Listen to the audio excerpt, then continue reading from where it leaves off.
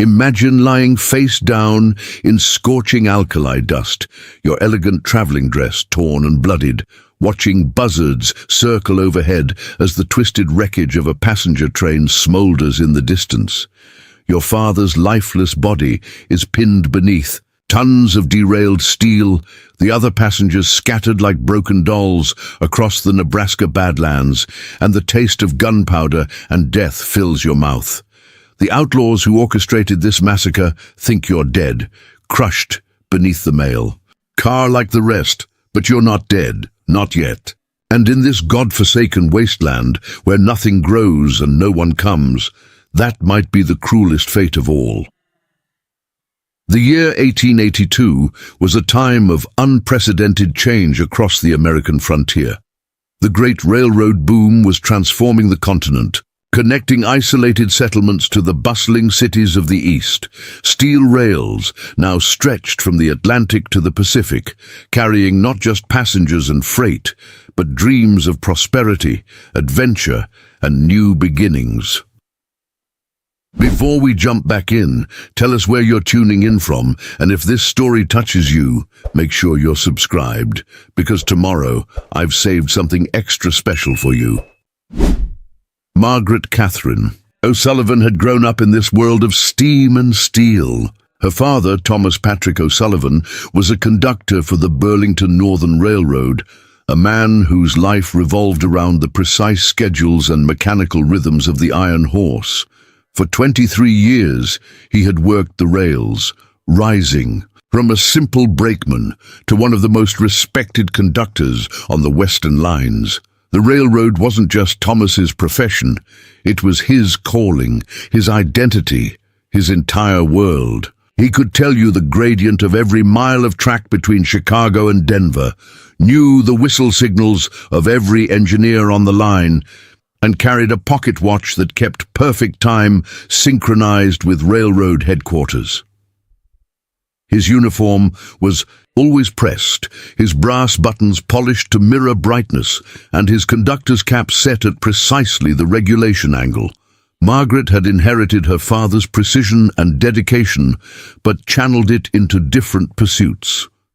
At 24, she was one of the few women in Nebraska Territory who could read and write with the fluency of a college graduate. She had attended the Omaha Female Seminary, one of the finest educational institutions west of the Mississippi, where she studied literature, mathematics, French, and what the school catalogue called the domestic arts suitable for refined young ladies. But Margaret Catherine O'Sullivan was anything but a typical refined young lady. She had grown up around railroad men, rough, practical individuals who judged people by their competence rather than their gender. From her father, she had learned to think methodically, to solve problems with calm logic, and to never give up when the stakes were high. From the engineers and brakemen who treated her like a beloved niece, she had absorbed an encyclopedic knowledge of railroad operations, Western geography, and frontier survival techniques that would have impressed most men twice her age. Her mother, God rest her soul, had died of consumption when Margaret was 15. Since then, she had managed her father's household with the efficiency of a railroad dispatcher, handling everything from financial ledgers to correspondence with railroad officials. Thomas often joked that his daughter could run the entire Burlington Northern Line better than most of the executives back in Chicago. The letter that would alter the course of Margaret's life arrived on a Tuesday morning in early September 1882. Thomas was reviewing his route schedules when the envelope bearing the official seal of the Burlington Northern Railroad was delivered to their modest home in North Platte, Nebraska. "Special assignment," Thomas announced, studying the contents with his usual methodical attention. "They want me to supervise a high-priority cargo shipment from Denver to Chicago. Seems there's been some trouble with missing freight, and they need someone they can trust, absolutely." Margaret looked up from her breakfast preparations. "What kind of cargo requires your personal supervision?" Thomas folded the letter carefully, but not before Margaret caught a glimpse of words like confidential. federal contract, and utmost discretion.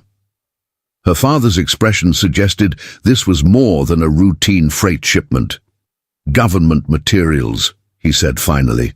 Survey documents and geological reports for some new territorial developments. Nothing too exciting, but apparently valuable enough that someone's been trying to intercept previous shipments. The assignment would require Thomas to travel on the Denver and Rio Grande line to collect the materials, then return via the Burlington Northern to Chicago. Total journey time, 5 days. It was longer than he'd been away from home since Margaret's mother died, and he was clearly uncomfortable with the idea of leaving her alone. "I could come with you," Margaret suggested, knowing her father's protective instincts would immediately reject the idea. Absolutely not. This isn't a pleasure trip, Katie. It's railroad business, potentially dangerous railroad business. But Margaret had inherited more than her father's precision. She had also inherited his stubborn streak. Over the next 3 days, she systematically dismantled every argument against her accompanying him. She pointed out that she was more familiar with railroad operations than most employees.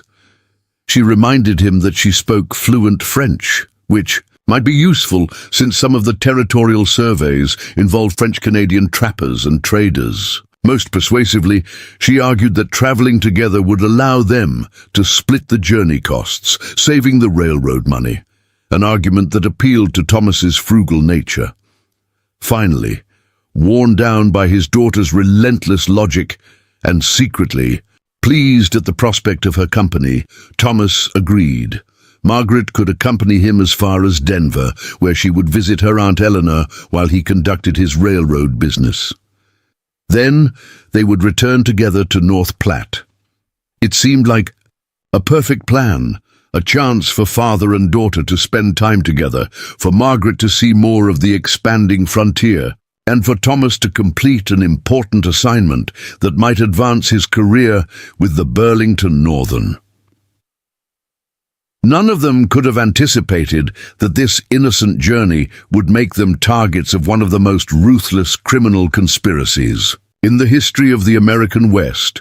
The westbound Burlington Northern passenger train that departed North Platte on September 10, 1882, carried 37 passengers and a crew of 8. It was a typical mixed group of frontier travelers, homesteaders heading to new claims, businessmen pursuing opportunities in Colorado's mining boom, soldiers returning to western posts, and families relocating for reasons ranging from adventure to desperation.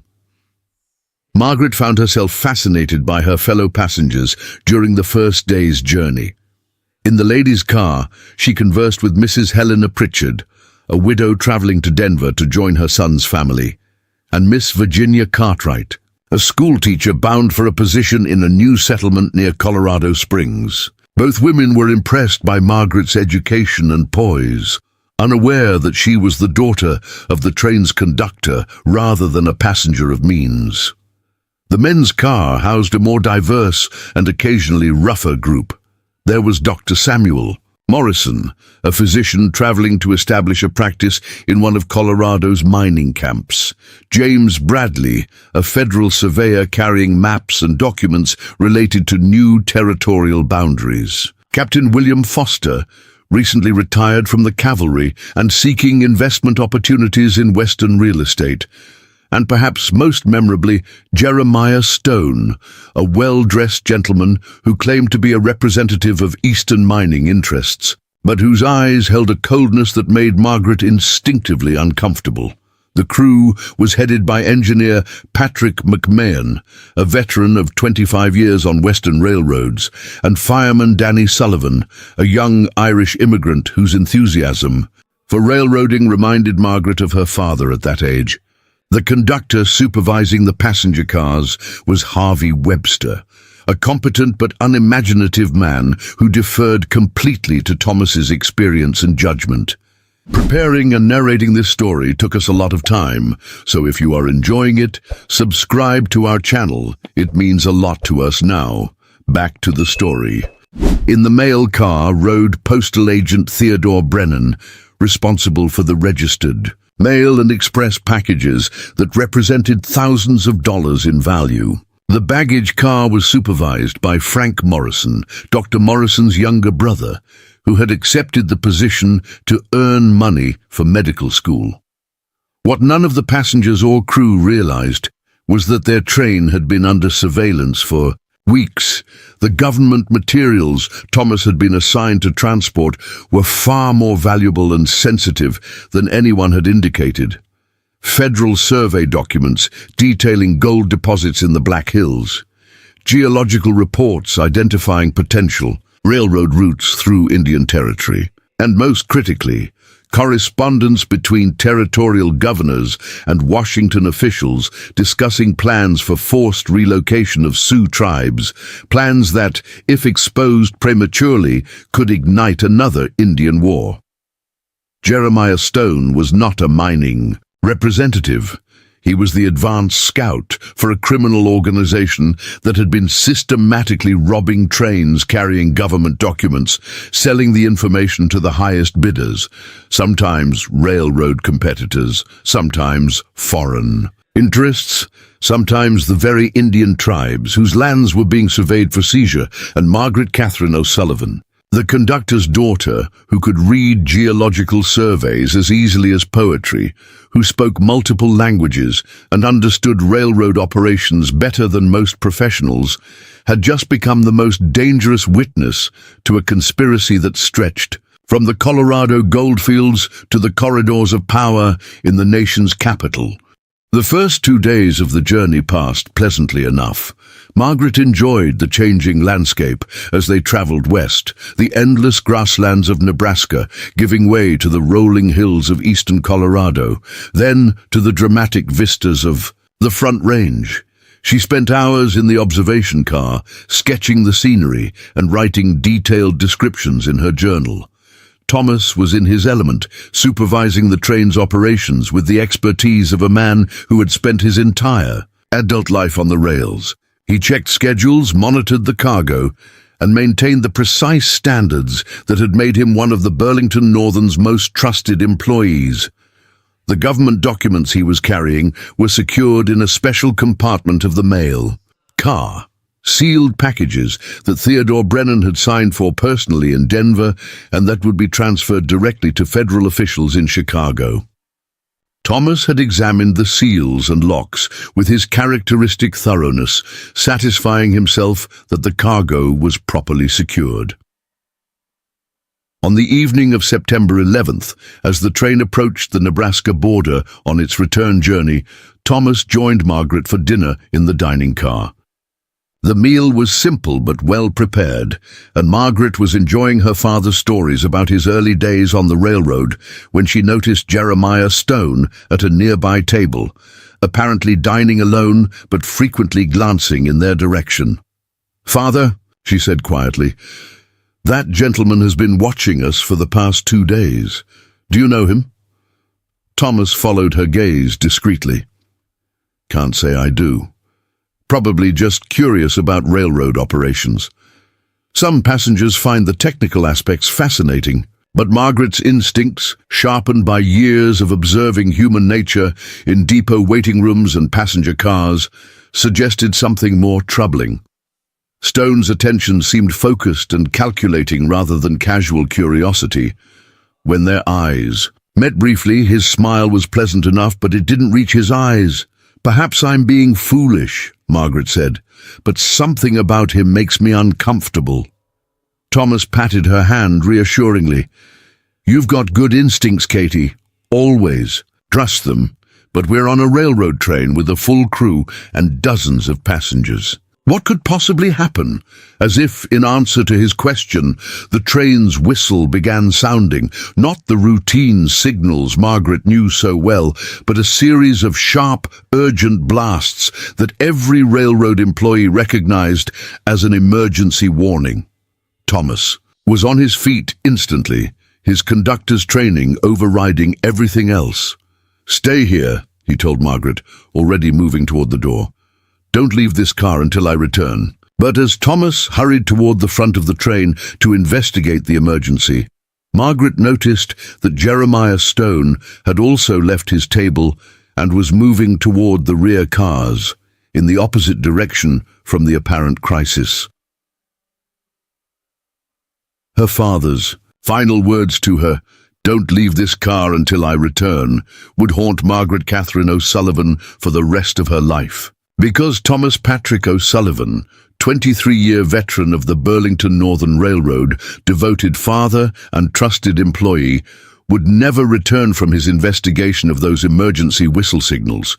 In less than 10 minutes, he would be dead, along with most of the other passengers and crew, victims of the most carefully planned and ruthlessly executed train robbery in the history of the American frontier. The emergency whistle signals were not warnings of mechanical failure or track obstruction.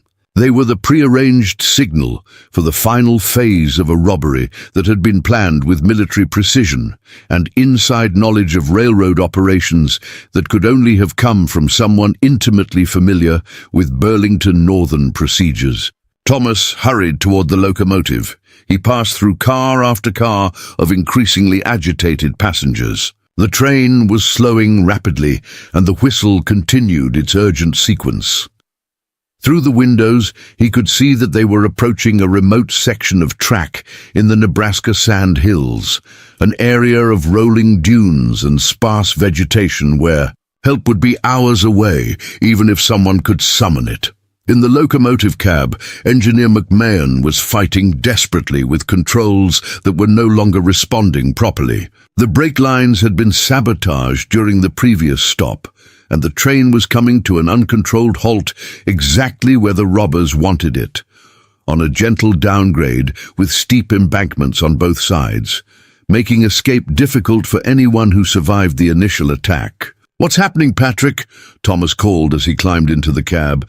"Brakes are gone," McMahon replied, his face grim with concentration. "Someone's been at the airlines. We're going to stop, but not where or how we want to."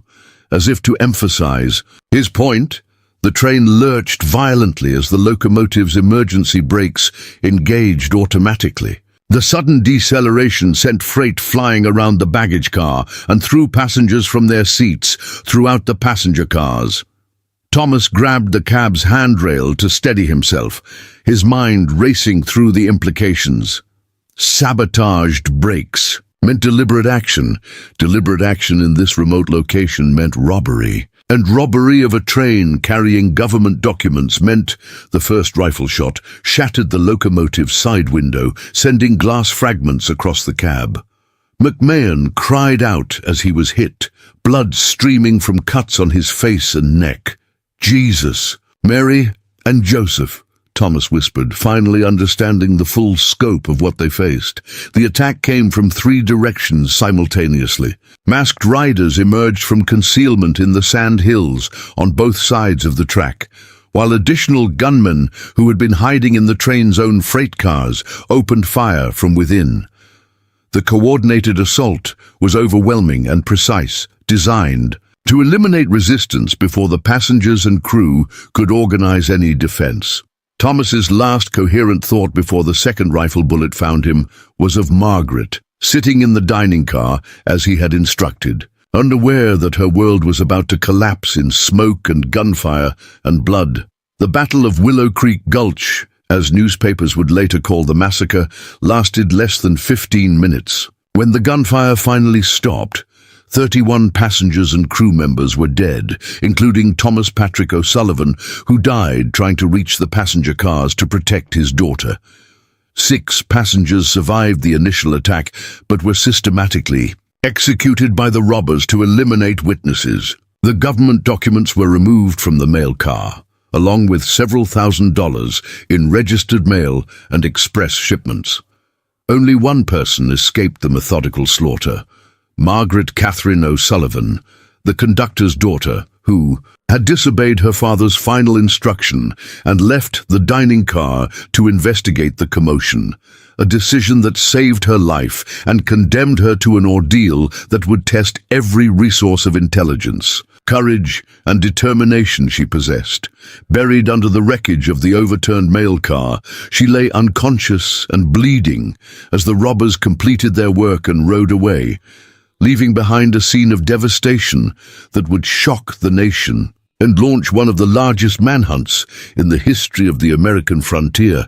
But Margaret Catherine O'Sullivan was alive. Barely, desperately, but alive.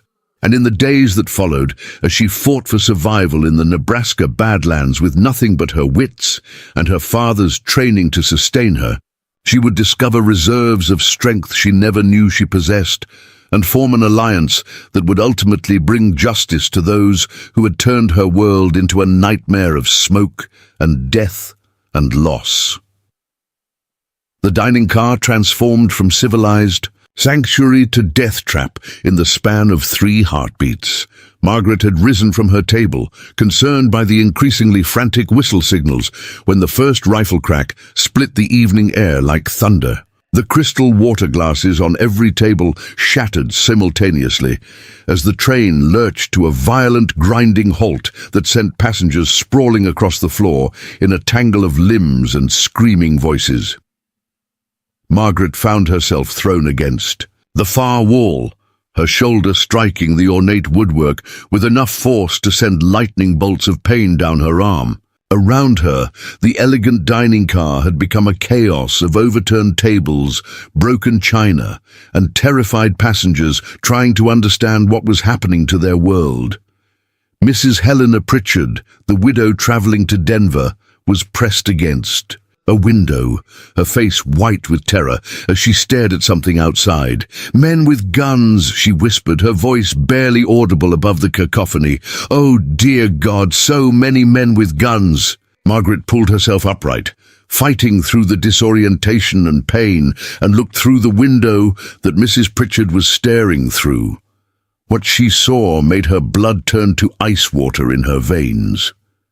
Masked riders were emerging from the sand hills like phantoms, materializing from the earth itself, at least 20 of them, possibly more, positioned in a perfect semicircle around the halted train. Their movements were coordinated, professional, military in their precision. This wasn't a spontaneous robbery by desperate outlaws. This was a carefully orchestrated assault by men who knew exactly what they were doing. The realization hit Margaret with devastating clarity. Her father was walking directly into a trap that had been planned with inside knowledge of the train's route, schedule, and cargo.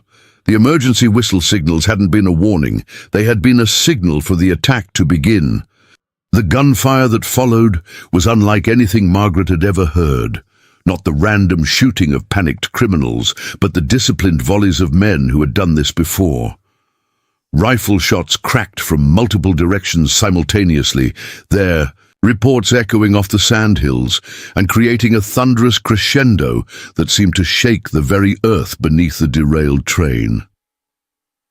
Through the dining car windows, Margaret watched in horror as masked gunmen systematically worked their way through the passenger cars. They weren't simply robbing, they were executing. Each car was entered by 2 or 3 men who moved with ruthless efficiency, and within minutes, the screaming from those cars would stop abruptly, replaced by an ominous silence that was somehow more terrifying than the gunfire. Dr. Samuel Morrison, the physician who had been traveling to Colorado's mining camps, tried to organize the dining car passengers into some form of defense. "We need to barricade the doors," he shouted over the chaos, grabbing chairs and tables to create obstacles. "If we can hold them off until help arrives." His words were cut short by a rifle bullet that punched through the dining car's ornate wooden door and caught him in the chest. The impact spun him around like a rag doll, and he collapsed in a spreading pool of blood that soaked into the Persian carpet beneath the overturned tables. Miss Virginia Cartwright, the schoolteacher bound for Colorado Springs, began screaming, a high keening wail that cut through the gunfire like a blade. Margaret crawled across the debris-strewn floor to reach her, pressing her hand over the woman's mouth to muffle the sound that would surely draw the gunman's attention. "Be quiet," Margaret whispered urgently. "Please, you must be quiet, or they'll find us." But it was already too late. The dining car door exploded inward, splintered wood flying like shrapnel as 3 masked gunmen forced their way inside. Their faces were hidden behind bandanas, but their eyes were visible, cold, calculating, utterly without mercy. The leader of the 3, a tall man with pale blue eyes that seemed to burn with an inner fire, surveyed the carnage with professional satisfaction. His voice, when he spoke, carried a slight accent that Margaret couldn't immediately place, perhaps German or Austrian. "Check them all," he ordered his companions. "Make certain none are breathing." Margaret pressed herself against the floor. Behind an overturned table, her heart hammering so loudly she was certain the gunman could hear it. Mrs. Pritchard lay motionless nearby. Whether dead or unconscious, Margaret couldn't tell. Miss Cartwright had stopped screaming and was staring at the ceiling with empty eyes that reflected the kerosene lamp's flickering light. The gunman moved through the dining car methodically, checking each body with the practiced efficiency of men who had done this many times before. Margaret heard the distinctive click of pistol hammers being drawn back, followed by muffled shots that made her flinch with each report. When the pale-eyed leader reached Dr. Morrison's body, he paused and searched through the physician's coat. Pockets, removing papers and a leather portfolio that he examined briefly before tucking into his own jacket. "Government surveyor's credentials," he murmured to his companions. Herr Stone was correct. They are carrying more than mail and passengers. On this train, the mention of Stone's name confirmed Margaret's worst suspicions. Jeremiah Stone, the well-dressed gentleman who had been watching her and her father for 2 days, wasn't a passenger at all. He was part of this massacre, probably the inside man who had provided the intelligence that made such a precisely planned attack possible. Margaret remained motionless as the gunmen completed their grisly work in the dining car and moved toward the mail car where her father had been supervising the government documents. Through the shattered windows, she could hear shouting and the sound of metal being torn apart, presumably the robbers breaking into the secured compartments where the federal materials were stored.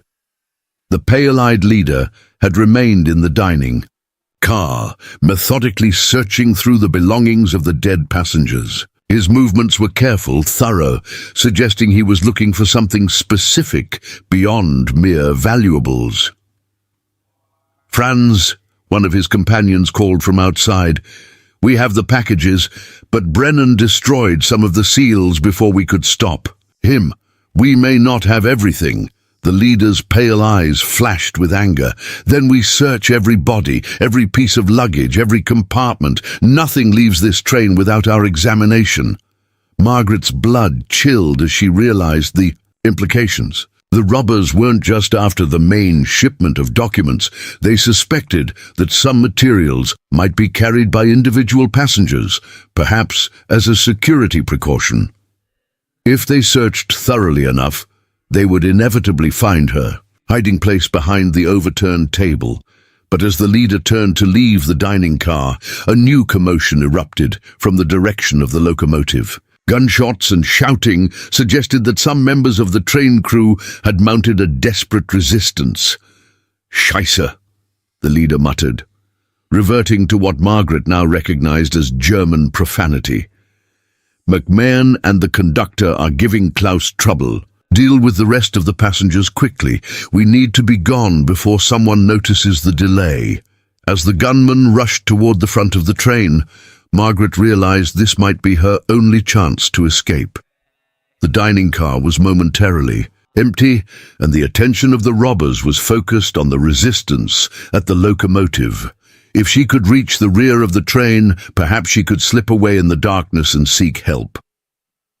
Moving as quietly as possible, Margaret crawled toward the dining car's rear door, stepping carefully around the bodies of her fellow passengers. The Persian carpet beneath her hands was soaked with blood, and she had to fight down the nausea that threatened to overwhelm her. As she reached the door, she paused to look back one final time at the scene of carnage that had been, minutes earlier, a place of civilized conversation and shared meals. Mrs. Pritchard lay still near the window where she had first spotted the approaching gunman. Miss Cartwright stared sightlessly at the ceiling. Her dreams of teaching children in Colorado Springs ended forever. Dr. Morrison's medical bag lay open beside his body, its contents scattered across the floor like the shattered remnants of his intention to heal and help others. Margaret whispered a brief prayer for their souls, then opened the rear door and stepped into the night that would either offer salvation or become her tomb. The scene outside the dining car was even more horrific than what Margaret had witnessed inside.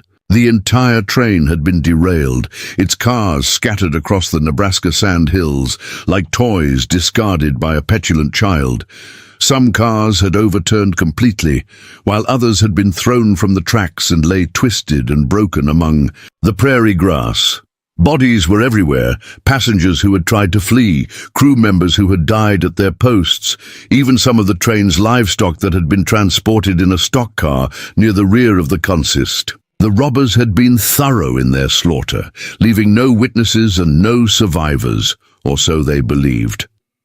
Margaret could hear the gunmen working methodically through the wreckage, their voices calling to each other as they completed their search for documents and eliminated any remaining signs of life. The pale-eyed leader's voice carried clearly in the night air, issuing orders in a mixture of English and German that confirmed her suspicions about the international nature of this conspiracy. Moving from shadow to shadow, Margaret made her way toward the rear of the train, where the observation car lay on its side like a wounded animal. If she could reach it without being detected, she might be able to hide until the robbers departed, then begin the long journey to seek help. But as she approached the overturned observation car, she heard voices approaching from behind. Two of the gunmen, conducting a final sweep of the area to ensure no one had escaped their net. "Check behind every car," one was saying. "Franz wants no survivors, no witnesses, no one who can identify us or describe what they saw." "What about the girl?" the second voice asked. "Stone said the conductor had a daughter traveling with him. We found the conductor's body, but no sign of the girl." Margaret's heart nearly stopped. They knew about her. Somehow they knew she had been on the train, and they were specifically hunting for her. The first voice replied, "She's probably buried under one of the cars, but we check anyway. Franz doesn't leave loose ends." Margaret pressed herself against the side of the overturned observation car, desperately seeking a hiding place as the footsteps drew closer. The car's ornate exterior, designed to provide passengers with panoramic views of the western landscape, now offered only twisted metal and broken glass that could easily conceal a young woman if she was clever enough to use it properly. As the gunman's lantern light began to flicker across the wreckage near her position, Margaret made a decision that would haunt her for the rest of her life. Instead of continuing to hide and hope they would miss her, she deliberately knocked over a piece of debris, creating a noise that drew their attention to a spot about 20 yards from her actual location. The ruse worked. Both gunmen immediately moved toward the sound, their rifles ready and their attention focused on the wrong area. In the few seconds their backs were turned, Margaret slipped underneath the overturned observation car, crawling into a space between the car's floor and the sandy ground that was barely large enough to accommodate her body. The space was cramped, dark, and filled with broken glass and splintered wood, but it was invisible from outside unless someone specifically crawled underneath to look for it. Margaret pressed herself as flat as possible, hardly daring to breathe as the gunman's boots passed within inches of her face. "Nothing here," one of them finally announced, "probably just settling debris from the derailment." "Keep looking," the other replied. "The girl has to be somewhere." For the next hour, Margaret remained motionless in her hiding place as the robbers completed their systematic search of the wreckage. She heard them discussing their successful acquisition of the government documents, their satisfaction at eliminating all witnesses, and their plans for disposing of the stolen materials to buyers who would pay handsomely for federal territorial surveys and geological reports. The pale-eyed leader's voice was clearly audible as he conducted a final inspection of their work. "Excellent," he declared in his accented English. "Clean, professional, no survivors to complicate our plans." Stone's intelligence was perfect. The train was carrying exactly what our employers wanted. "What about the missing girl?" one of his subordinates asked.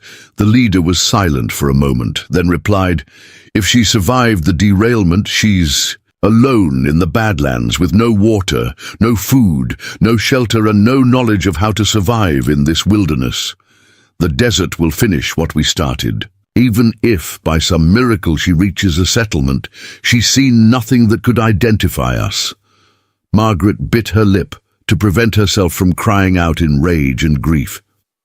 They were discussing her death as casually as they might discuss the weather, confident that the Nebraska wilderness would accomplish what their bullets had not.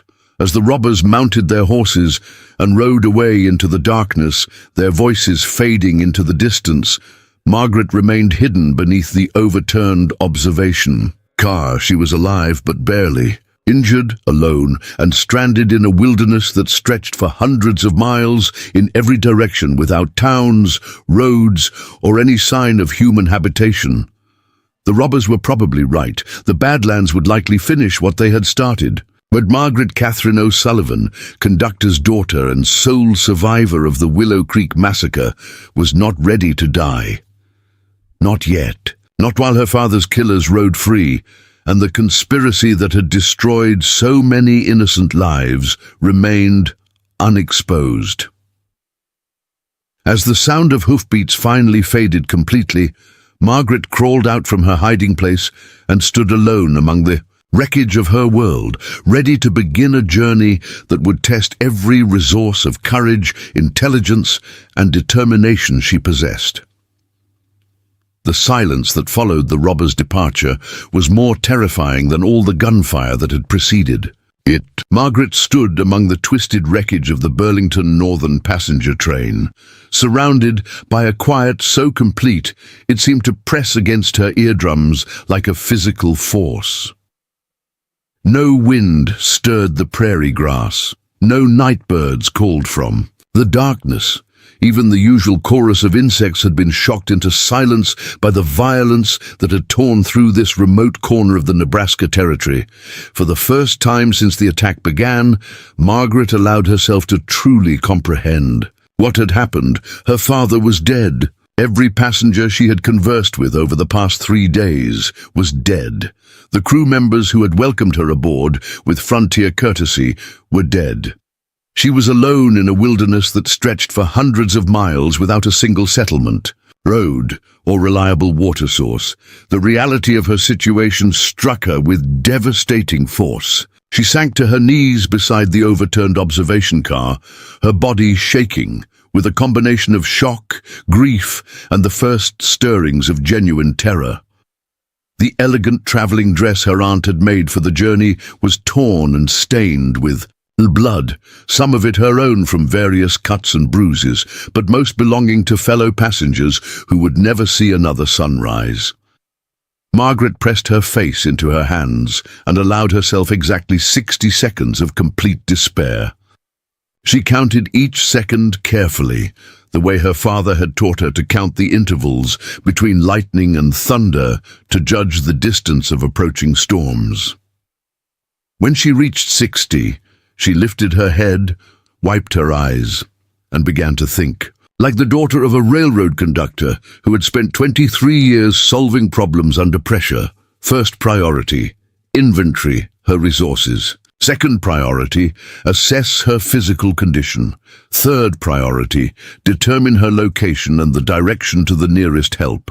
Fourth priority, begin moving before the desert sun made travel impossible. The methodical approach her father had drilled into her since childhood provided a framework for action that helped push back the paralyzing grief and fear. She couldn't afford to mourn Thomas Patrick O'Sullivan properly, not yet. Survival came first. Justice would follow, if she lived long enough to seek it. Margaret's personal inventory revealed resources that were pitifully inadequate for wilderness. Survival, but better than nothing. Her small traveling purse contained $47 in paper money and coins, a fortune in normal circumstances, but useless in the Nebraska Badlands where there was nothing to buy and no one to buy it from. More practically, the purse also held a small folding knife her father had given her for emergencies, a packet of matches wrapped in oilcloth, and a small compass that railroad employees sometimes carried to verify their direction of travel. Her clothing, while torn and blood-stained, was still functional. The heavy wool traveling dress would provide protection from sun and cold, though it would be awkward for walking long distances. Her leather boots, designed for civilized travel rather than wilderness hiking, were already beginning to show signs of stress from her scrambling through the train wreckage.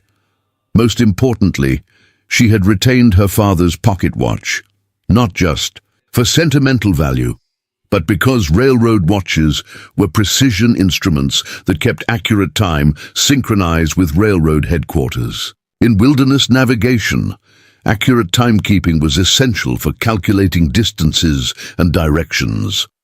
The train wreckage itself provided additional resources, though gathering them required Margaret to overcome her revulsion at searching through the belongings of the dead. From the dining car's destroyed galley, she salvaged a small pot, 2 tin cups, and a cloth bag that had contained flour and was now mostly empty but still useful for carrying supplies. The observation car's emergency kit yielded a coil of rope, a small hatchet, and most crucially, a canvas tarpaulin that could provide shelter. Water was her most critical need. The train's water tanks had been ruptured in the derailment, their contents long since drained into the sandy soil. But Margaret remembered her father mentioning that this section of track passed near Willow Creek, a seasonal watercourse that might still contain pools left from recent rains. Finding that creek would mean the difference between life and death over the next few days. Without water, even the strongest person could survive perhaps 3 days in the Nebraska heat. Margaret gave herself less than that, considering her inexperience with wilderness conditions and the physical trauma she had already endured. The Nebraska Sand Hills were among the most desolate regions of the American frontier, a landscape of rolling dunes and sparse vegetation that stretched for hundreds of square miles without permanent settlements. The few ranches in the area were scattered across vast distances, and the nearest railroad stations were typically 50 to 70 miles apart, along routes that followed the most practical grades through the challenging terrain. Margaret's father had often described this region during their conversations about railroad operations. The Burlington Northern had fought to establish a route through the Sand Hills, not because the area offered much freight or passenger traffic, but because it provided the most direct connection between the railroad's eastern and western networks. Trains passed through quickly, rarely stopping except for water and fuel at widely spaced stations. The robbers had chosen their ambush site with expert knowledge of these geographic realities. Willow Creek Gulch was located at least 30 miles from the nearest ranch and 40 miles from the closest town of any size.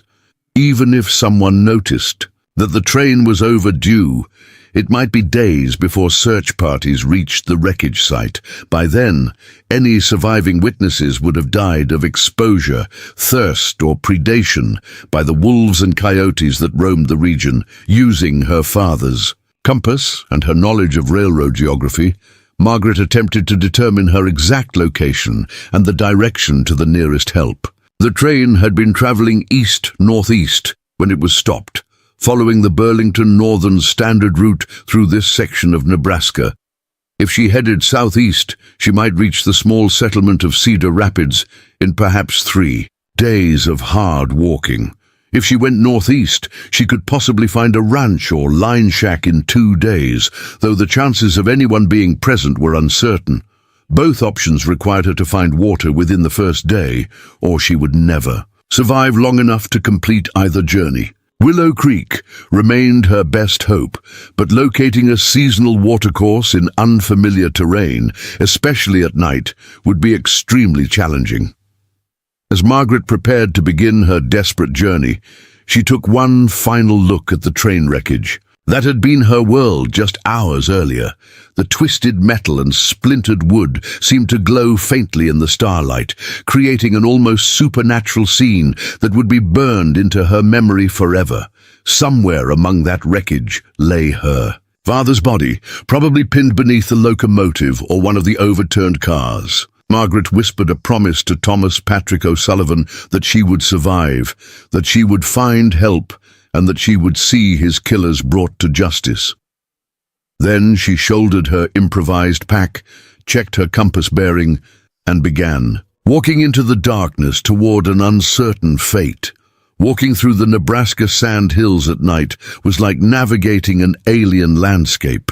The rolling dunes created a constantly changing topography, where familiar landmarks disappeared and reappeared without warning. What appeared to be a clear path forward would suddenly reveal itself as a dead end surrounded by steep-sided hills that were impossible to climb in the darkness. Margaret quickly learned to use the stars for navigation, supplementing her compass readings with the traditional methods her father had taught her during their evening walks around North Platte. The North Star provided a reliable reference point, while the constellation patterns helped her maintain a consistent direction even when the terrain forced temporary detours. The physical challenge of walking in sand was far greater than she had anticipated. Each step required extra effort as her boots sank into the loose soil, and the constant adjustment to uneven ground quickly began to strain muscles that were unaccustomed to such exertion. Within the first hour, she could feel blisters forming inside her leather boots, and her legs were already aching from the unnatural gait required to maintain balance on the shifting surface. More troubling were the sounds that emerged from the darkness around her. The Nebraska Badlands were home to wolves, coyotes, rattlesnakes, and other predators that posed genuine threats to a lone traveler. Margaret had no experience with dangerous wildlife, and every rustle in the prairie grass or distant howl sent chills of fear through her already exhausted body. But it was the silence between the threatening sounds that proved most unnerving. The complete absence of human presence.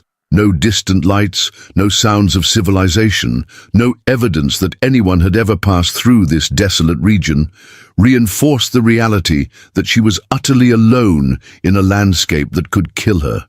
Through simple indifference to her survival, after 3 hours of difficult travel, Margaret estimated she had covered perhaps 4 miles from the train wreckage. Her pace was slowing as fatigue set in, and she was beginning to stumble frequently on the uneven ground.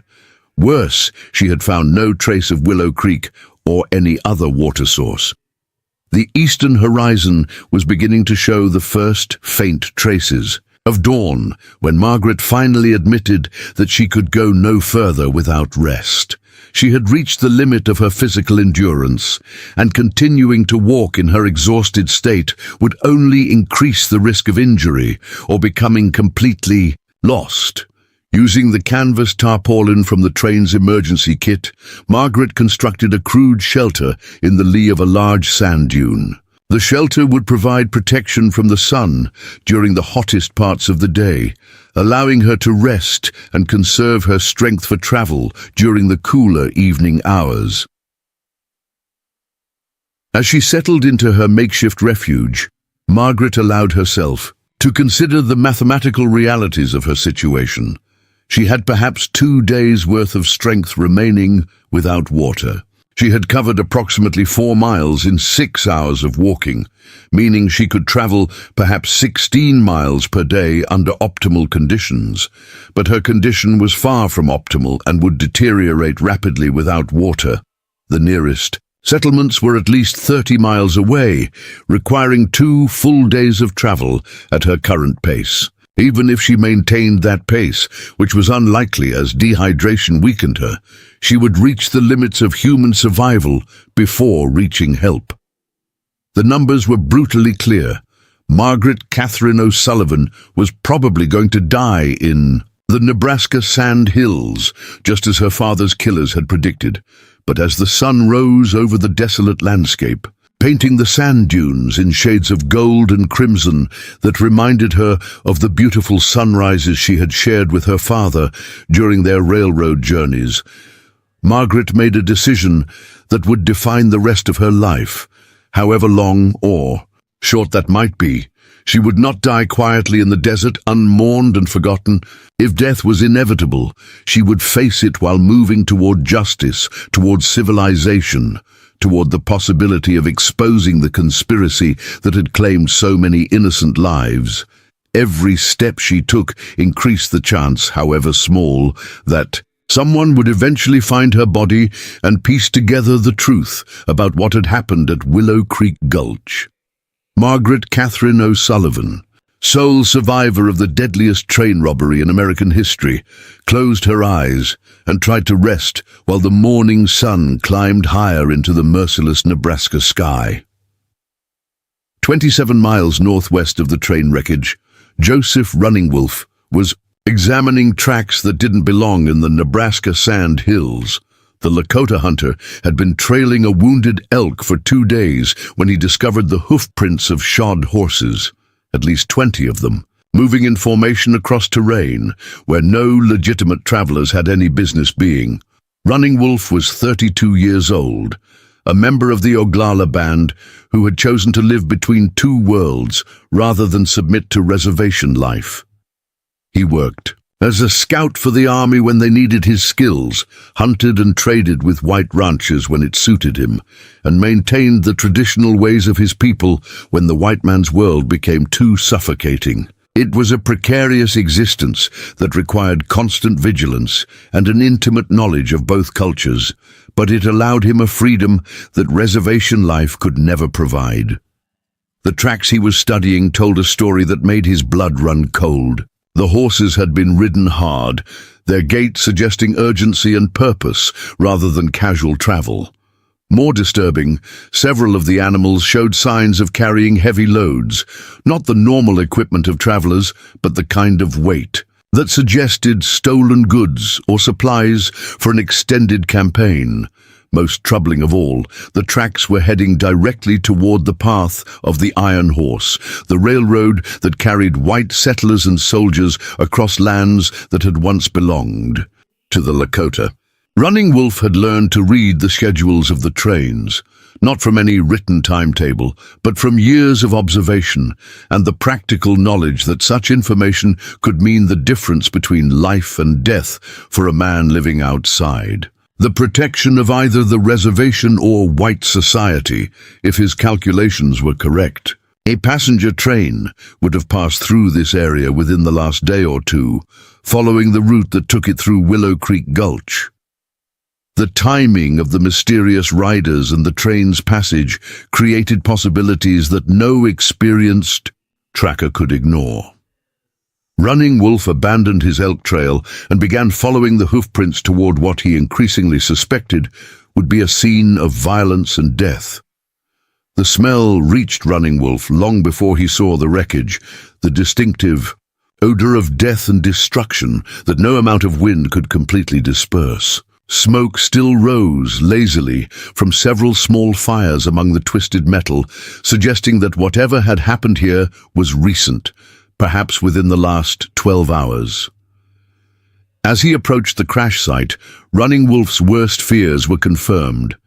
The passenger train lay scattered across the gulch like the broken bones of some enormous beast, its cars overturned and smashed with the kind of systematic thoroughness that spoke of deliberate sabotage rather than accidental derailment. But it was the bodies that told the real story. Running Wolf had seen the aftermath of cavalry attacks on Indian villages, had witnessed the casual brutality that characterized the frontier's ongoing conflicts.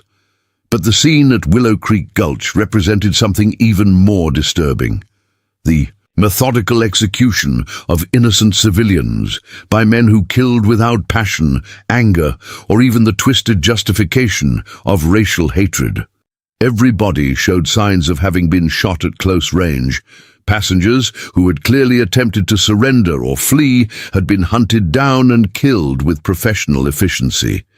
Even the train's livestock had been slaughtered, suggesting that the perpetrators wanted to eliminate every living thing that might have witnessed their crime. Running Wolf moved through the wreckage with the careful attention of a man who understood that crime scenes contained stories that could only be read. Once before, wind, weather, and scavengers destroyed the evidence forever. The tracks around the crash site confirmed his earlier assessment. At least 20 riders, all mounted on shod horses, working with military-style coordination.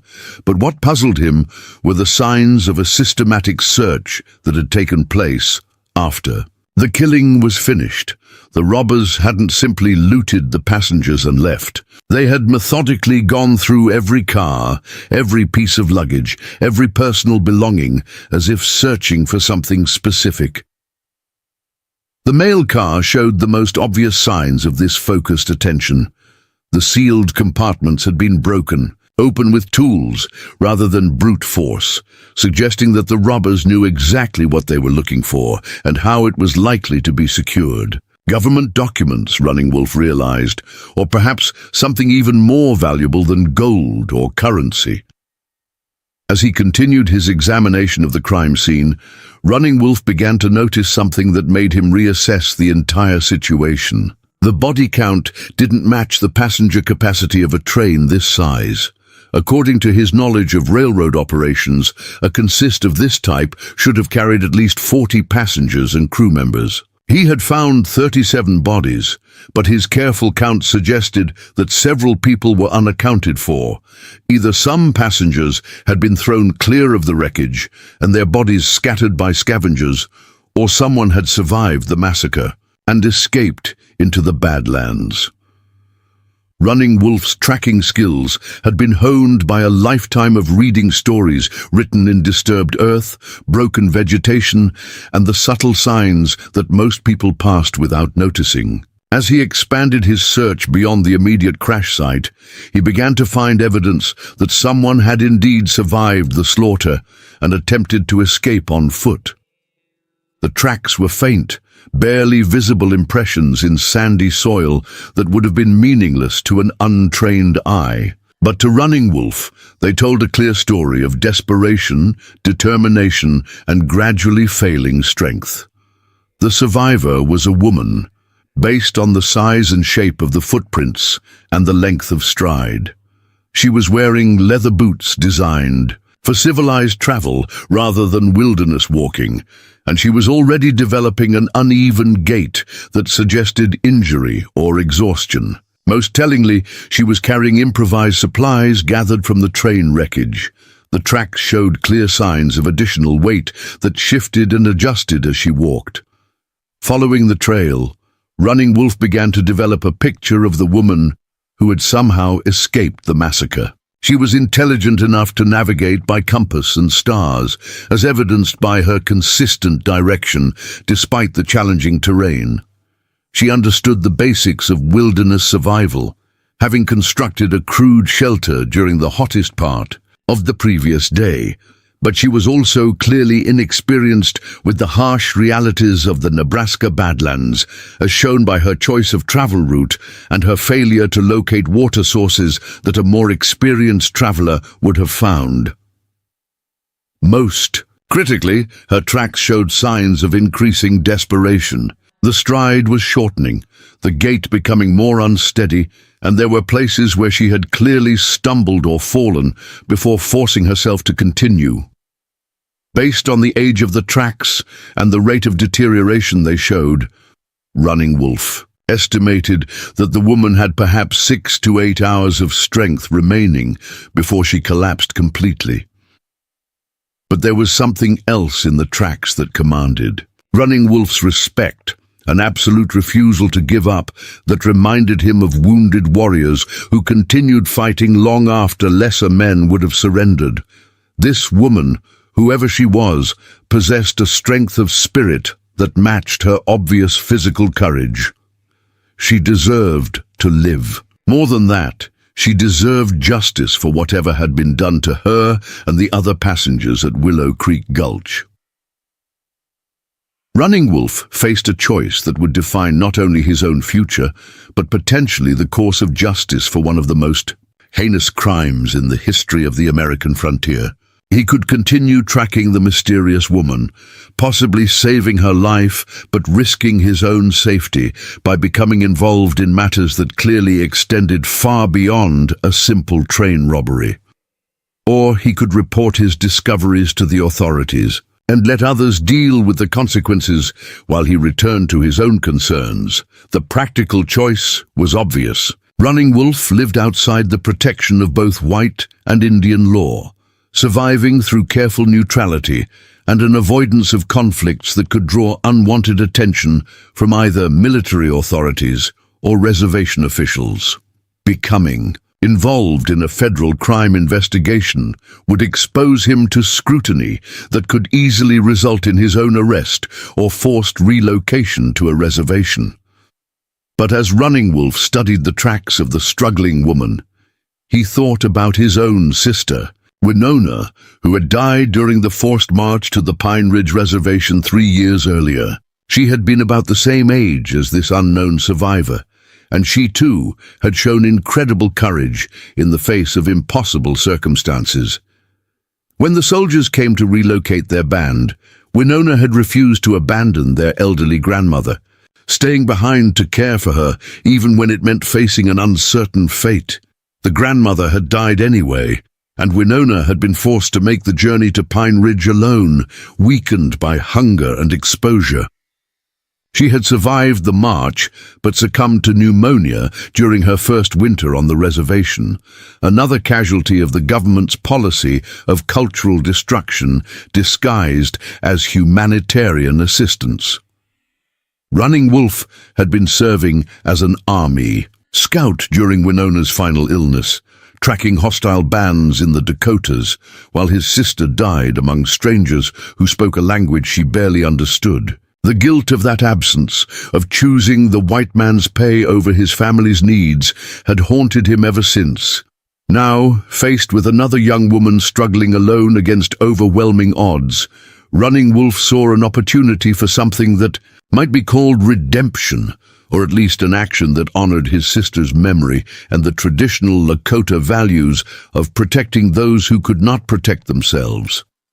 The decision, once made, felt as inevitable as sunrise. Running Wolf would find the train wreck survivor, offer her whatever assistance she needed, and help her reach safety so that justice might eventually be served for the massacre at Willow Creek Gulch. But first, he needed to reach her before the unforgiving Badlands claimed another innocent life. Following the woman's trail through increasingly difficult terrain, Running Wolf could see that she was failing rapidly. Her tracks showed longer periods of rest, more frequent stumbles, and the kind of wandering course that indicated disorientation from dehydration and exhaustion. More ominously, her footprints were beginning to show traces of blood, clear evidence that her civilized boots were destroying her feet with every step. Soon, she would be unable to walk at all, leaving her completely helpless in a landscape that showed no mercy to the unprepared. Running Wolf increased his pace, using tracking techniques that allowed him to follow her trail at nearly a running speed, while still maintaining absolute accuracy. The woman was perhaps 2 hours ahead of him, but she was moving slowly and stopping frequently. If he pushed himself to his physical limits, he might be able to reach her before she collapsed completely. As he followed her trail across a series of steep-sided ridges, Running Wolf began to understand the full extent of her courage and determination. Despite her obvious suffering, she had maintained a consistent direction toward the nearest settlement, showing that she retained both her navigational sense and her commitment to seeking help rather than simply finding a place to die in comfort. The tracks also revealed moments of almost heartbreaking humanity, places where she had stopped to rest and had clearly been weeping based on the salt stains visible in the sand. But after each of these brief surrenders to despair, she had forced herself to continue, driven by motivations that Running Wolf could only imagine. As the afternoon sun reached its peak intensity, Running Wolf created a ridge and saw something that made his heart race with both hope and urgent concern. In the distance, perhaps half a mile ahead, a small figure in a torn, dark dress was struggling up the slope of a sand dune, moving with the painful slowness of someone at the very edge of collapse. Margaret Catherine O'Sullivan, sole survivor of the Willow Creek massacre, was still alive. But from the way she was moving, Running Wolf estimated that she had perhaps minutes rather than hours before her strength gave out completely. The race to save her life had entered its final phase, and there was no margin for error. Margaret Catherine O'Sullivan was dying, and she knew it. Each step up the endless sand dune felt like lifting 1,000 pounds, her legs trembling with exhaustion that went beyond mere physical fatigue and entered the realm of complete bodily failure. The Nebraska sun beat down on her with merciless intensity, turning her torn traveling dress into a furnace that trapped every degree of heat against her fevered skin. Her lips were cracked and bleeding from dehydration. Her tongue felt swollen and foreign in her mouth. The leather boots that had once been her pride, custom-made by Boston's finest cobbler, had become instruments of torture, their interior slick with blood from burst blisters that reopened with every agonizing step. But it was the hallucinations that frightened her most. For the past hour, she had been seeing things that couldn't possibly be real, her father standing at the crest of distant ridges, waving for her to hurry, passenger trains running on impossible tracks that curved through the sky, cool streams that vanished when she stumbled toward them. Her mind was beginning to fragment under the combined assault of heat, dehydration, and the psychological trauma of witnessing mass murder. Margaret paused halfway up the dune, swaying dangerously as waves of dizziness threatened to topple her backward. She closed her eyes and tried to summon the methodical thinking that had carried her this far, but her thoughts scattered like leaves in a windstorm. The mathematical certainty of her situation pressed down on her with crushing weight. She had perhaps 30 minutes of strength remaining, certainly no more than an hour. After that, she would collapse and never rise again. When she opened her eyes, another hallucination stood before her, a tall figure silhouetted against the sky at the top of the dune.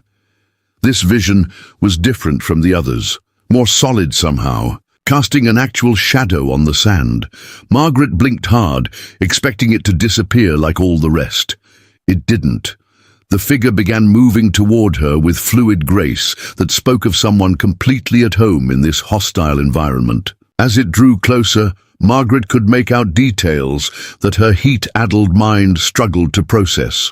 A Lakota warrior in traditional dress, carrying weapons and traveling gear, his long black hair braided with beads and feathers that caught the sunlight. Margaret's first instinct was terror. Every story she had heard about Indian raids, every newspaper account of frontier violence, every cautionary tale shared by railroad families flooded through her consciousness. She was alone, defenseless, and at the mercy of someone whose people had every reason to hate white settlers and everything they represented. But as the figure approached, Margaret saw something in his dark eyes that transcended racial boundaries and cultural differences, genuine concern for another human being in desperate need. This was not the face of a warrior seeking revenge or a predator stalking prey. This was someone who understood suffering and had chosen to help rather than harm. "Water," Margaret whispered, the word emerging as barely more than a breath. "Please." "Water." Joseph Running Wolf had approached cautiously, uncertain of the white woman's reaction to encountering a Lakota warrior in the middle of the Badlands. He had expected fear, perhaps hysteria, possibly even an attempt to flee despite her obvious condition. What he hadn't expected was the simple, direct request for the one thing he could immediately provide. Without speaking, Running Wolf unslung a buffalo hide water container from his shoulder and knelt beside Margaret. Supporting her head with one hand, he held the container to her lips with the other, allowing her to drink slowly and carefully. Too much water too quickly could be dangerous for someone in her condition, but she needed fluids immediately or she would die within the hour. Margaret drank gratefully, her body responding to the life-giving liquid with an almost electrical surge of renewed energy. The water was warm and tasted of the buffalo hide container, but it was the most wonderful thing she had ever experienced. As her immediate thirst was satisfied, she found herself able to focus more clearly on her unlikely rescuer.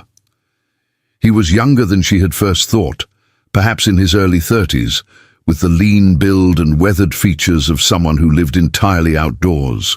His clothing was a mixture of traditional Lakota garments and practical frontier gear, buckskin leggings and shirt decorated with intricate beadwork, but also a gun belt and metal tools that spoke of familiarity with white civilization.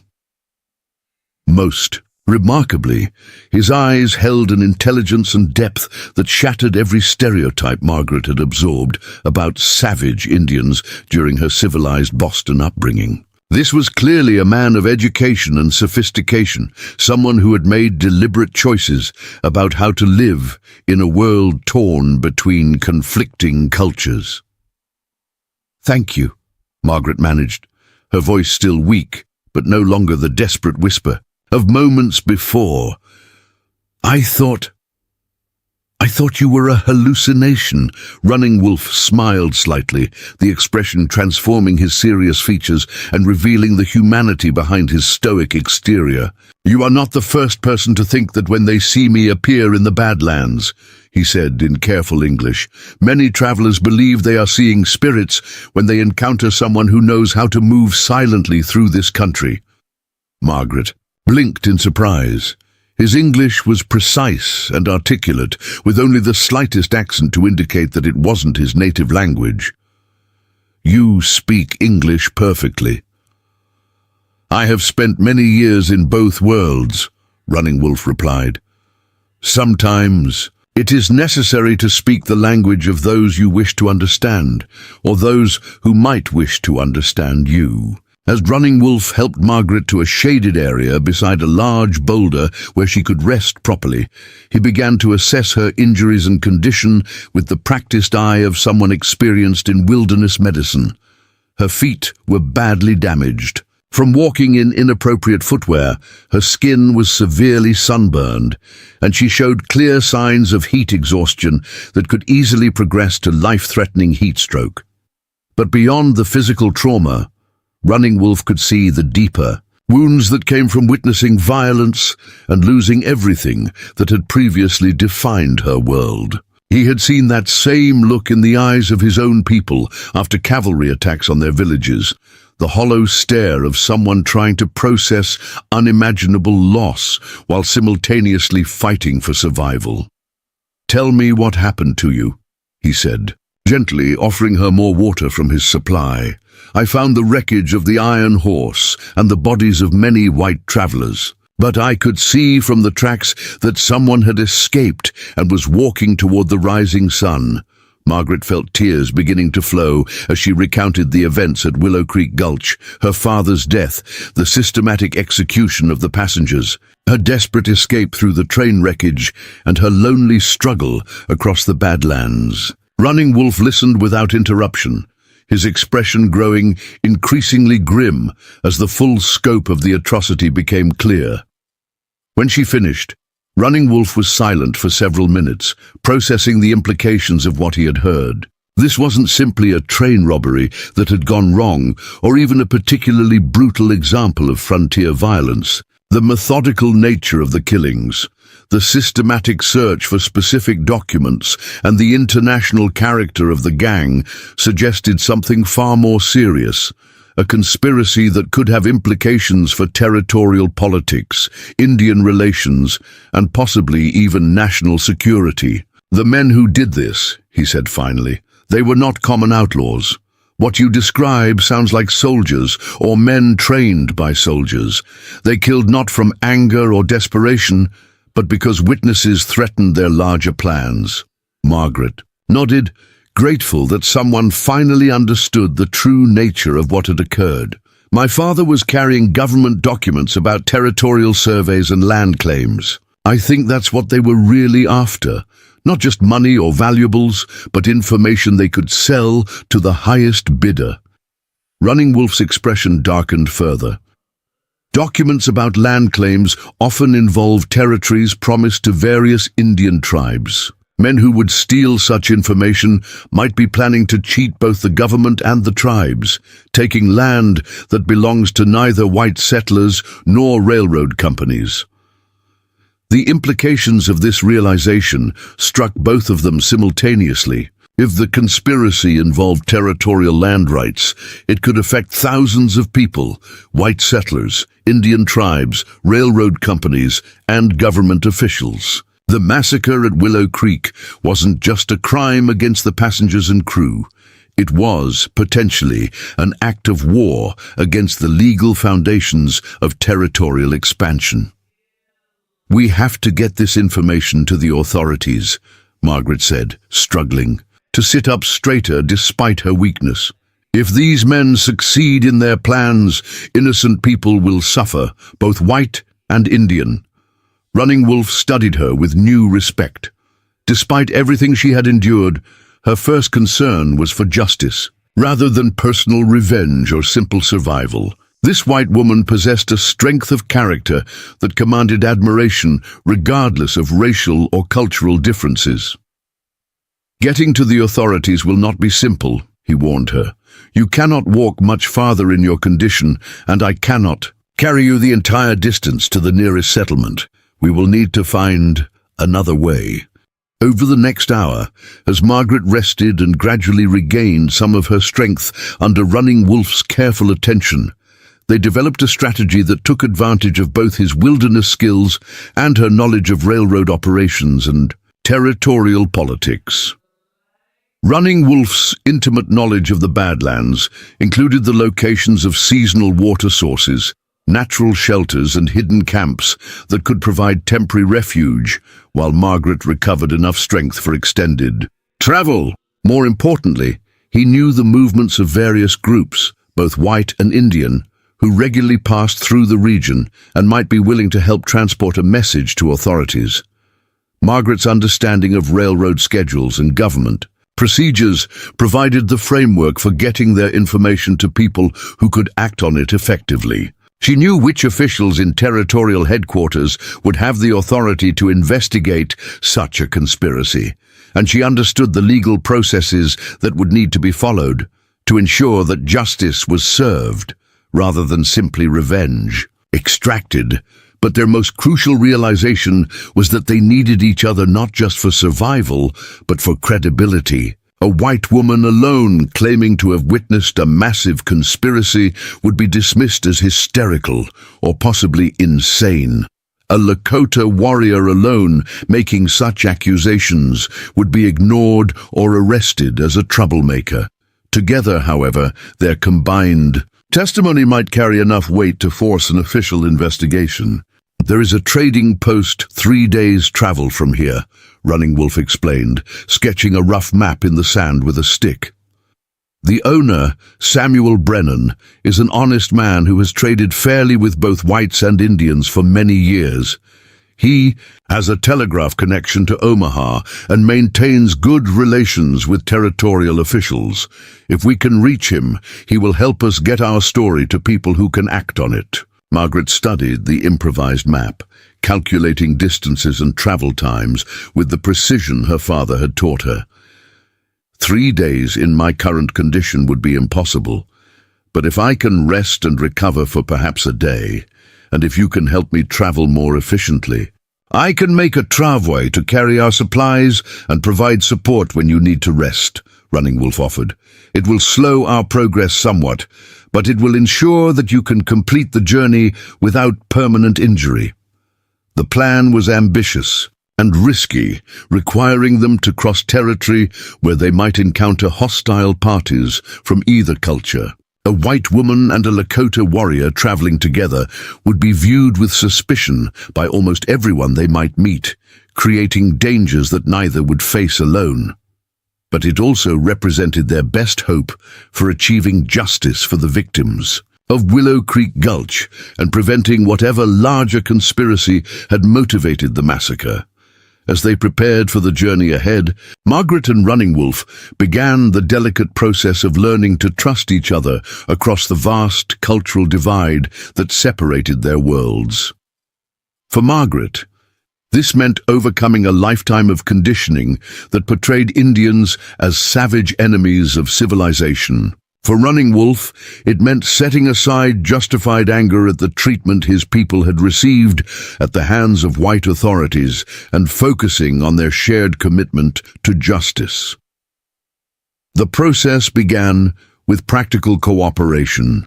Running Wolf taught Margaret how to walk more efficiently in sand, how to conserve water during desert travel, and how to recognize signs of dangerous wildlife. Margaret shared her knowledge of government procedures, territorial law, and the political forces that might help or hinder their quest for justice. But it was their shared grief that created the foundation for genuine understanding. Running Wolf spoke quietly about his sister Winona's death during the forced relocation to Pine Ridge, and how his guilt over being absent during her final illness had driven him to live between worlds rather than fully embracing either. Margaret described her father's devotion to his work and his dreams of advancing within the railroad hierarchy, and how his death had destroyed not only her family, but her entire sense of purpose and identity.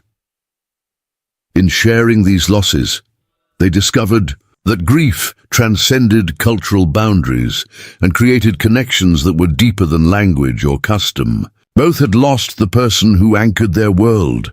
Both were now adrift in circumstances they had never imagined facing. Both were determined to honor their dead through seeking justice rather than merely survival. "Your father sounds like a man of honor," Running Wolf said as they prepared to rest through the hottest part of the day. "He raised a daughter who possesses his courage and his commitment to doing what is right." Margaret felt tears threatening again, not from despair this time, but from gratitude for understanding from an unexpected source. "Your sister would be proud of what you're doing now," she replied, "helping someone who needed help, regardless of the personal cost." As the sun reached its zenith and they settled into the shelter Running Wolf had constructed from the canvas tarpaulin and natural materials, both knew that they were embarking on more than just a journey to seek justice. They were beginning a partnership that would challenge every assumption they had held about their respective cultures and demonstrate that common humanity could overcome even the deepest historical divisions. The 3-day journey to Brennan's trading post would test not only their physical endurance, but their ability to trust each other completely in situations where a single mistake could mean death for both of them. But it would also prove that justice was possible when people of goodwill chose cooperation over conflict, understanding over prejudice, and shared purpose over cultural division. Margaret Catherine O'Sullivan and Joseph Running Wolf, representatives of two peoples who had been taught to see each other as enemies, were about to demonstrate that the pursuit of justice could create alliances that transcended every boundary except the one between right and wrong. The pre-dawn darkness of their second day together found Margaret and Running Wolf preparing for what would be the most dangerous phase of their unlikely alliance. Running Wolf had spent the previous evening constructing a travois from salvaged materials, canvas from the train wreckage, branches from scattered cottonwood trees, and rope from his own supplies that would allow Margaret to rest when her strength failed, while still maintaining their progress toward Brennan's trading post. Margaret's condition had improved dramatically with proper hydration, rest, and the application of Running Wolf's traditional medicines to her injured feet. But she was still far from full strength, and the journey ahead would take them through territory where they might encounter parties from either culture who would view their partnership with suspicion or outright hostility. "We must be prepared for challenges from both your people and mine," Running Wolf warned as they checked their supplies and equipment one final time. "A white woman and a Lakota warrior traveling together will create questions that could delay us or put us in danger." Margaret had spent much of the night considering this problem, and she had reached a conclusion that surprised even herself. "Then we don't travel as a white woman and a Lakota warrior," she said. "We travel as partners, seeking justice for crimes that affect both our peoples. If anyone questions our right to be together, we tell them exactly why we're here and what we're trying to accomplish." Running Wolf studied her with renewed respect. The frightened, desperate woman he had found dying in the sand had transformed into someone who possessed not only physical courage, but the moral strength to challenge social conventions that most people accepted without question. "That approach will require us to trust each other completely," he pointed out. "If we are questioned by authorities from either culture, our stories must match perfectly, or we will both be considered criminals or conspirators." Margaret met his gaze directly. "Then we tell the truth, the whole truth, every time. My father always said that lies require perfect memory, but the truth requires only perfect honesty." With this understanding established, they began their journey toward what they both hoped would be justice for the victims of Willow Creek Gulch and prevention of whatever larger conspiracy had motivated the massacre. Their first major challenge came on the afternoon of their second day of travel, when a dust cloud on the horizon announced the approach of a large group of mounted riders. Running Wolf's experienced eye identified them as a cavalry patrol, probably a full troop, perhaps 40 soldiers, moving with the disciplined formation that suggested they were on official business rather than routine patrol. "Soldiers," he announced to Margaret, who was walking beside the travois during one of her stronger periods. "They will want to know what we are doing in this territory and why we are traveling together." Margaret felt her pulse quicken, but not with fear. Instead, she experienced something that might have been relief. If these were federal troops, they might represent exactly the kind of official authority that could act on the information she and Running Wolf were carrying. "Let me do the talking initially," she suggested. "A white woman will be less threatening to them than a Lakota warrior, at least until we can explain our situation." The cavalry troop, led by a captain whose weathered face spoke of years on the frontier, approached with weapons ready, but not overtly threatening.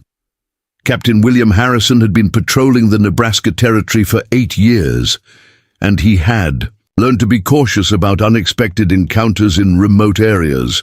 "Ma'am," he called out when they were within conversational distance, "I'm Captain Harrison, 3rd Cavalry. Are you in distress? Do you require assistance?" Margaret stepped forward, suddenly aware of how her torn and travel-stained appearance must look to these professional soldiers. "Captain Harrison, I am Margaret Catherine O'Sullivan of North Platte. I am the sole survivor of a train robbery and massacre that occurred 3 days ago at Willow Creek Gulch. This man," she gestured toward Running Wolf, "saved my life and has been helping me reach authorities who can investigate the crime." Captain Harrison's expression changed immediately from routine caution to intense interest. Train robberies were federal crimes, and massacres of civilian passengers represented exactly the kind of incident that could escalate into major political crises if not handled properly. "How many casualties?" he asked, dismounting and approaching. Margaret, with the careful attention of someone gathering official testimony. 37 passengers and crew members murdered, Margaret replied, her voice steady, despite the emotional weight of the words. The robbers were not ordinary outlaws, Captain. They were organized, professional, and they were specifically seeking government documents that my father was transporting on behalf of the Burlington Northern Railroad. Running Wolf had remained silent during this exchange, but now Captain Harrison turned his attention to the Lakota warrior with the mixture of suspicion and curiosity that characterized most military officers' attitudes toward Indians who lived outside reservation boundaries. "And you are?" Harrison inquired. "I am called Joseph Running Wolf," came the calm reply. "I found the wreckage of the Iron Horse and tracked this woman through the Badlands. What she says is true. I saw the bodies and the signs of the men who committed these crimes." Captain Harrison studied both of them carefully, his military training helping him assess the credibility of their account. Margaret's obvious education and articulate speech, combined with her detailed knowledge of railroad operations, suggested that she was indeed who she claimed to be. Running Wolf's calm demeanor and precise English indicated someone with significant experience in dealing with white authorities. More importantly, their story explained their unlikely partnership in terms that made sense to a practical military officer. A woman alone in the Badlands would die without help. A Lakota tracker would naturally be the person most likely to find her and possess the skills necessary to keep her alive. "Miss O'Sullivan," Captain Harrison said formally, "I'm going to need you to provide a complete statement about what you witnessed. And Mr. Running Wolf, your observations about the crime scene could be crucial evidence. Would you both be willing to accompany my troop back to Fort Sydney, where we can conduct a proper investigation?" Margaret felt a surge of hope.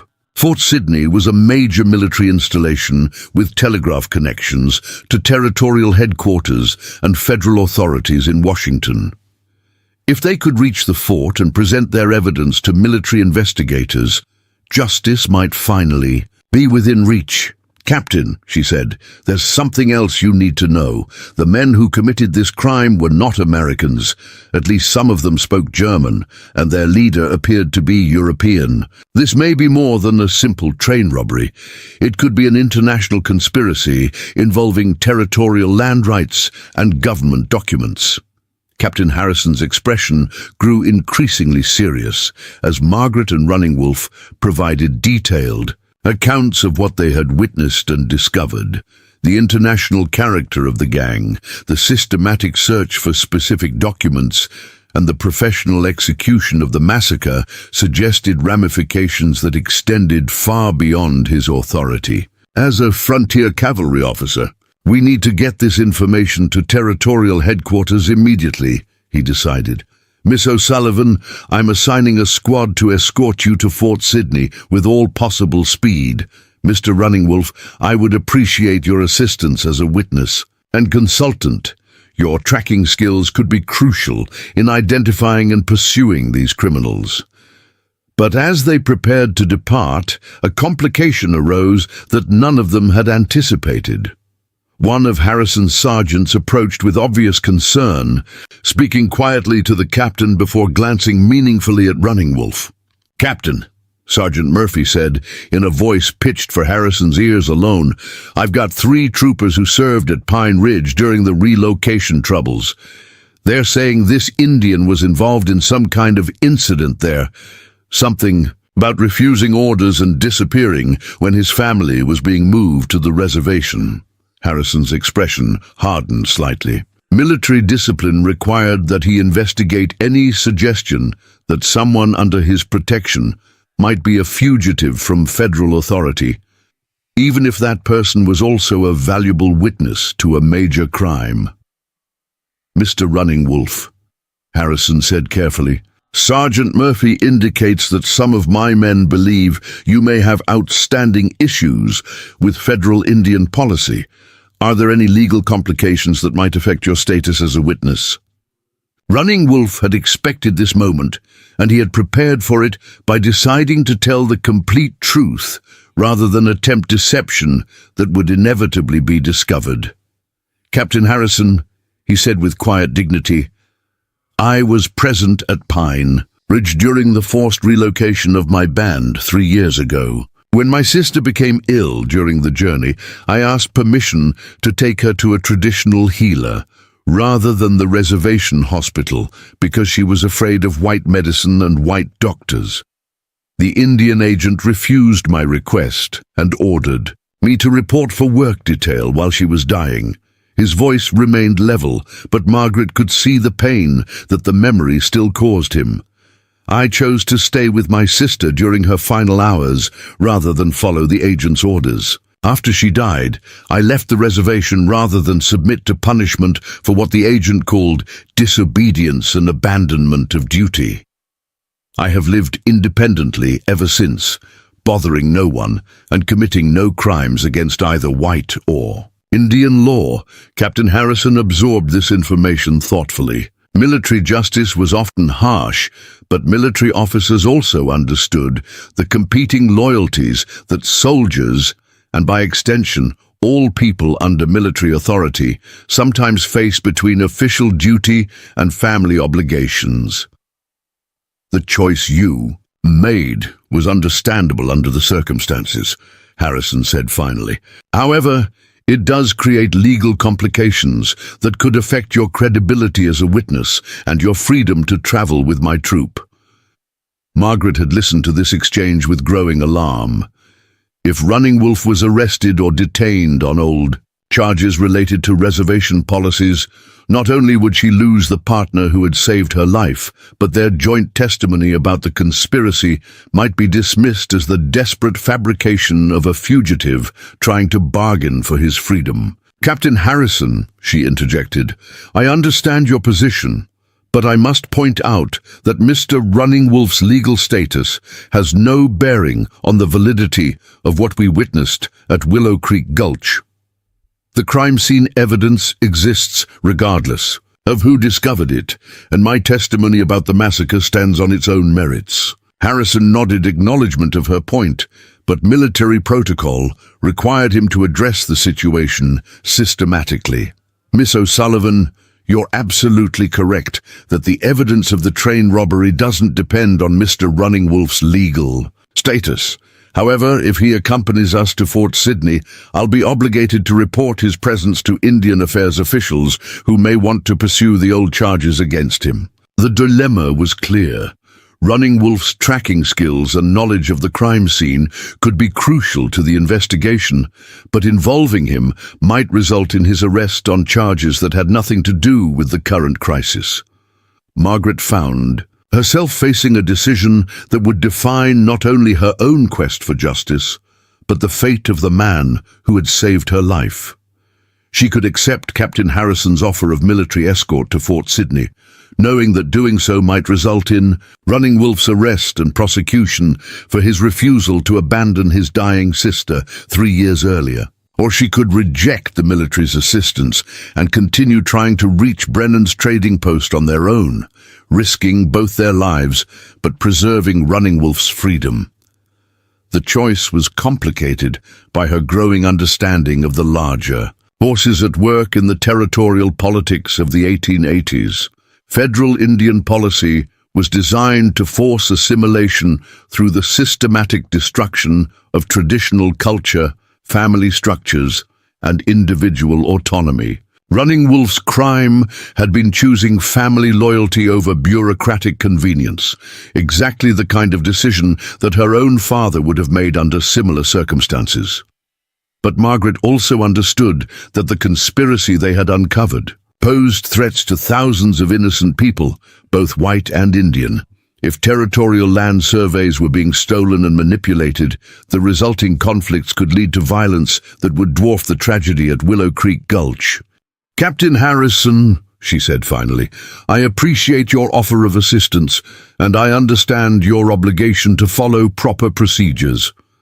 But I cannot in good conscience accept help that would result in the arrest of the man who saved my life, especially when his only crime was refusing to abandon his dying sister."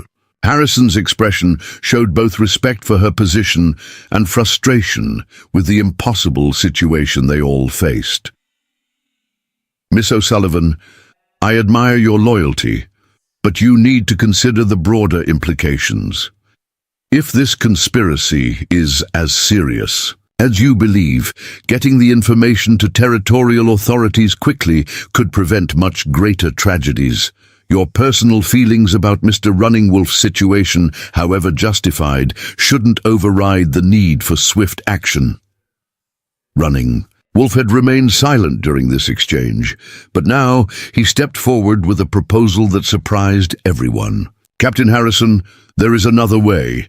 I will surrender myself to your custody and accept whatever legal consequences follow from my actions at Pine Ridge, but only after we have completed our mission to expose the conspiracy and seek justice for the massacre victims. Give us 3 days to reach Brennan's trading post and send our information to territorial headquarters. Then I will report to Fort Sydney voluntarily and submit to whatever punishment federal law requires." The proposal was remarkable in its combination of personal sacrifice and moral courage. Running Wolf was offering to trade his freedom for the chance to complete their shared mission, trusting that Captain Harrison would honor the agreement and that Margaret would successfully present their evidence even if he was subsequently imprisoned.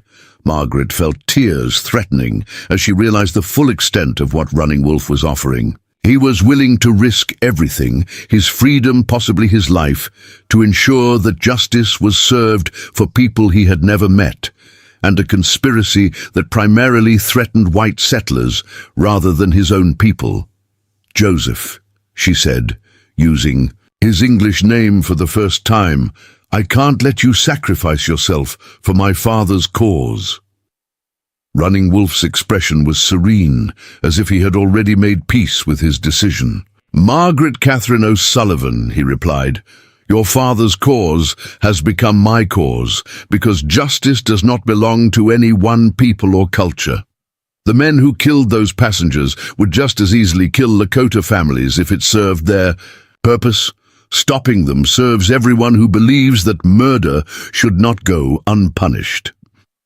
Captain Harrison, moved by the moral courage displayed by both his unlikely witnesses, agreed to Running Wolf's proposal with one modification. Instead of waiting 3 days for them to reach Brennan's trading post, he would accompany them with a small escort to ensure their safety and then personally guarantee that the telegraph message reached territorial headquarters within hours rather than days. The modified plan offered the best of all possible worlds. Margaret and Running Wolf could complete their mission together. Their testimony would reach authorities with the credibility that military endorsement provided, and Running Wolf would have the opportunity to present his case to federal officials who might be more understanding than local Indian agents. The journey to Brennan's trading post became a strange parade. Margaret riding in a military ambulance. To preserve her strength, Running Wolf serving as scout and guide for the cavalry escort, and Captain Harrison drafting preliminary reports that would prepare territorial officials for the detailed testimony to follow. Samuel Brennan's trading post occupied a strategic location at the confluence of 2 seasonal creeks serving travelers from multiple cultures and maintaining the kind of scrupulous neutrality that allowed him to prosper in a region torn by conflicting loyalties. When the unusual party arrived at his establishment, a cavalry escort protecting a white woman and a Lakota warrior who were apparently working together, Brennan's first assumption was that he was witnessing some kind of arrest or prisoner transport. Margaret's first words corrected that assumption and launched a chain of events that would ultimately reach the highest levels of territorial and federal government. "Mr. Brennan," she said as she was helped down from the ambulance, "I am Margaret Catherine O'Sullivan, sole survivor of the train massacre at Willow Creek Gulch. I need to send an urgent telegram to territorial headquarters about an international conspiracy involving stolen government documents and the systematic murder of American citizens. Brennan, a practical man who had learned to assess people quickly and accurately, took one look at Margaret's obvious sincerity and Captain Harrison's military bearing and immediately offered the full resources of his facility. The telegram that Margaret composed, with input from Running Wolf and Captain Harrison, was a masterpiece of concise communication that conveyed the essential facts while emphasizing the urgent need for immediate investigation. To Territorial Governor, Nebraska, stop sole survivor. Train massacre Willow Creek Gulch. Reports organized international conspiracy stop 37 passengers, crew murdered by German-speaking professionals. Seeking government land. Survey documents stop systematic execution suggests larger plot involving territorial rights. Stop request immediate federal investigation. Stop witness prepared provide detailed testimony. Stop Margaret Catherine O'Sullivan. Conductor daughter Burlington. Northern Railroad stop. The response came within 2 hours, and it exceeded even Margaret's most optimistic hopes. Miss O'Sullivan, stop federal marshals, dispatched immediately, stop territorial investigation, team departing Omaha today, stop maintain current location until authorities arrive, stop your testimony. Crucial to preventing larger conspiracy. Stop condolences on your loss. Stop. Governor James Dawes, Nebraska Territory stop. The investigation that followed Margaret's telegram became one of the most extensive federal law enforcement operations in the history of the American frontier. Within a week, teams of federal marshals, territorial investigators, and military personnel had converged on the Nebraska Sandhills to examine the crime scene at Willow Creek Gulch and pursue the international conspiracy that Margaret and Running Wolf had exposed. The evidence they discovered validated every aspect of Margaret's testimony. The systematic nature of the massacre, the professional execution of the crime, and the theft of specific government documents all pointed to an organized conspiracy with resources and connections far beyond those of ordinary outlaws. More importantly, the investigation revealed that the stolen documents were part of a larger scheme involving corrupt territorial officials, European investors, and railroad companies seeking to manipulate land policies for enormous profit. The conspiracy reached into the highest levels of territorial government and involved plans that would have displaced thousands of both white settlers and Indian tribes. Running Wolf's contribution to the investigation proved equally crucial. His tracking skills allowed federal marshals to follow the robbers' trail to a series of hidden camps and supply caches that provided evidence of the gang's international connections and long-term operations.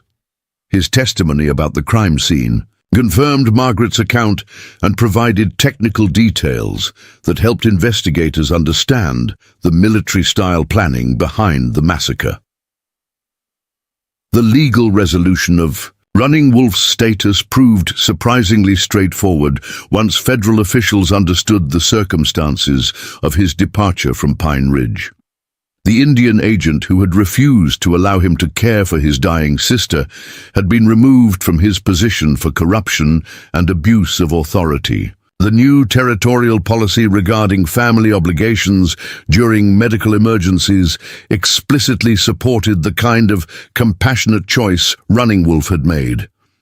More significantly, Running Wolf's heroic role in exposing the conspiracy earned him official recognition from both territorial and federal authorities. He was offered a position as a federal scout and interpreter, with full legal protection and the freedom to travel throughout the territory as his duties required.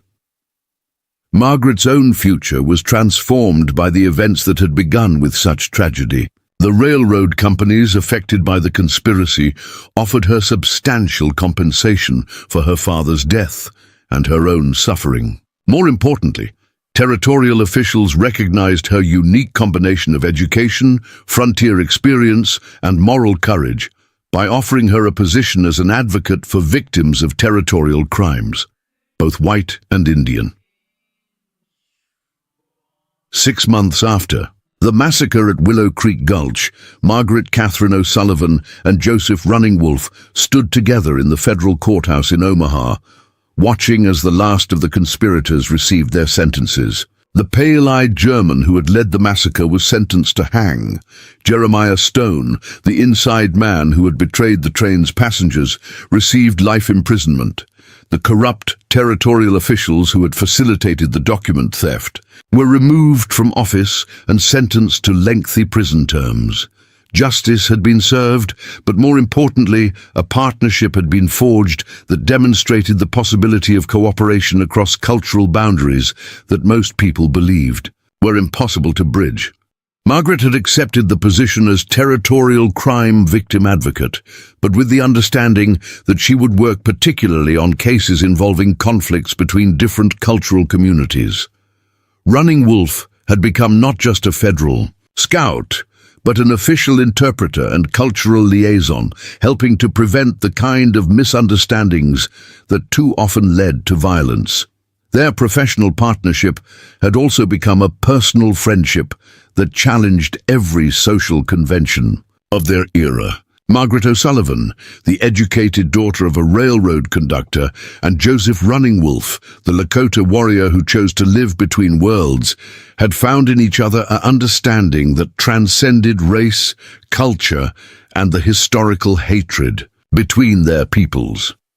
As they left the courthouse together, heading toward their next case in a territorial dispute involving land rights and cultural misunderstandings, Margaret reflected on how completely her life had been transformed by the events that had begun with such horror and loss. "Joseph," she said as they walked toward the train station where they would begin another journey in service of justice, "do you ever wonder what my father would think of our partnership?" Running Wolf smiled, the expression that had become familiar to her over their months of working together.